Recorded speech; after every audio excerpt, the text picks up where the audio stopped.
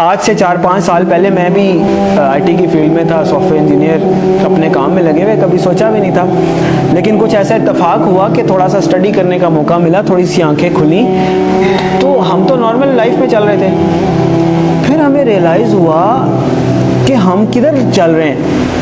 جب قرآن و حدیث کو اسٹڈی کرنے کی کوشش کی تو پتہ چلا کہ ایک بھی نشانی قیامت کی، ایک بھی نشانی جو بتائی گئی ہے علامات صغریٰ وہ باقی نہیں ہے، ساری کی ساری ہو چکی ہیں۔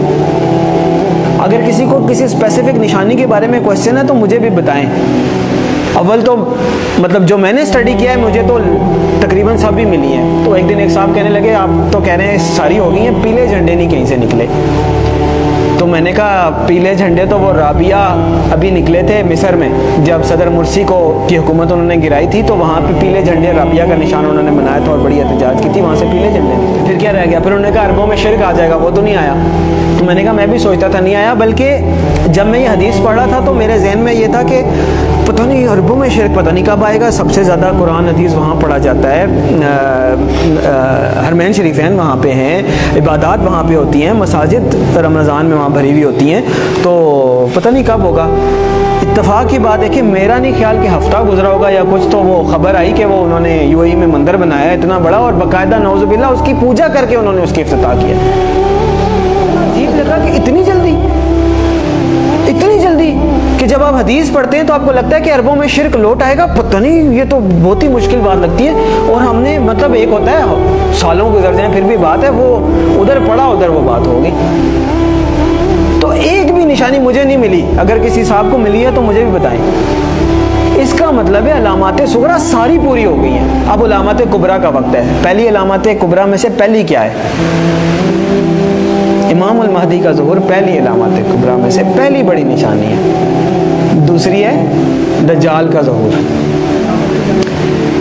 تیسری ہے حضرت عیسیٰ علیہ السلام کا حضرت عیسیٰ علیہ السلام کا آسمان سے آنا واپس، چوتھی ہے یاجوج ماجوج۔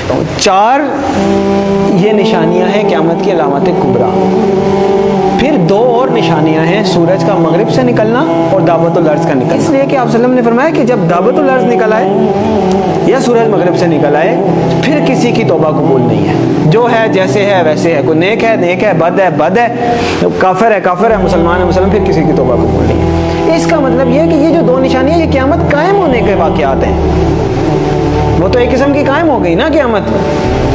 تو جو نشانی تو وہ ہے کہ آپ الرٹ ہے، نشانی ہے بھائی آنے والی ہے، تیار ہو جائیں۔ تو جب آ گئی تو پھر تو نہ توبہ ہے نہ کچھ ہے، پھر تو نشانی نہ ہوئی، پھر تو ہو ہی گئی۔ جب توبہ ہی نہیں قبول، اس کے بعد آپ کوئی چینج ہی نہیں، ایکسیپٹنس۔ تو میرے بھائیوں، میرے پاس مطلب وہ اذان دینے والی بات ہے کہ وہ مؤذن اذان دیتا ہے نا، وہ کبھی کوئی 1-2 بندے آتے ہیں، کبھی کوئی بھی نہیں آتا۔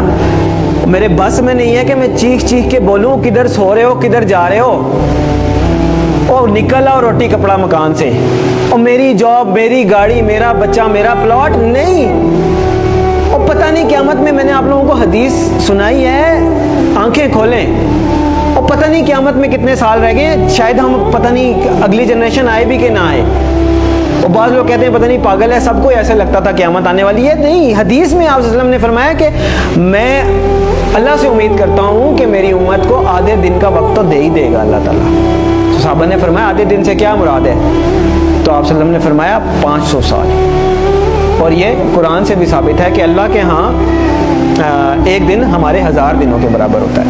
تو علامہ سیوطی رحمۃ اللہ علیہ نے اس کی انٹرپریٹیشن میں لکھا ہے کہ اس کا مطلب ہے کہ ایک دن کے بعد 1.5 دن، یعنی کہ پچھلی امتوں کو کسی کو 1 دن ملا، کسی کو آدھا دن ملا، کسی اس طرح، یعنی کسی کی عمر 1000 سال ہوئی، کسی کی 500 سال، مختلف۔